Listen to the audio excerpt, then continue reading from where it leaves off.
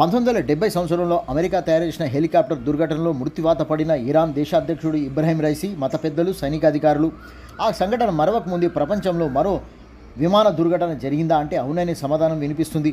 తూర్పు ఆఫ్రికా దిక్కుగా ఉన్న మలావి దేశ ఉపాధ్యక్షుడు ప్రయాణిస్తున్న సావులోస్ చిలీమా విమానం ఆ దేశ రాజధాని లిలాంగ్వే నుంచి బయలుదేరి షెడ్యూల్ ప్రకారంగా ఏజుంజు అంతర్జాతీయ విమానాశ్రయంలో దిగాల్సి ఉండగా ఆ సమయానికి విమానాశ్రయం చేరుకోలేదని, రాడార్ సిగ్నల్ నుంచి కనిపించకుండా పోయింది. సమాచార కనెక్షన్ లేకుండా పోవడంతో ఆ దేశ ప్రభుత్వం, ప్రజలు ఆందోళన ఉన్నారని తెలుస్తుంది. వెంటనే అధ్యక్ష కార్యాలయం సైనిక హెలికాప్టర్లతో గాలింపు చర్యలు చేపట్టినట్లుగా సమాచారం. తూర్పు ఆఫ్రికాలోని మలావి దేశ అధ్యక్షుడు లాజరస్ చక్వేరా తను పర్యటిస్తున్న బహమా దేశం నుండి హుటాహుటిన ఆ పర్యటన రద్దు చేసుకొని స్వదేశమైన మలావి చేరుకున్నారు. సావులోస్ విమానం గాలింపు చర్యలను స్వయంగా పర్యవేక్షిస్తున్నట్లుగా తెలుస్తుంది.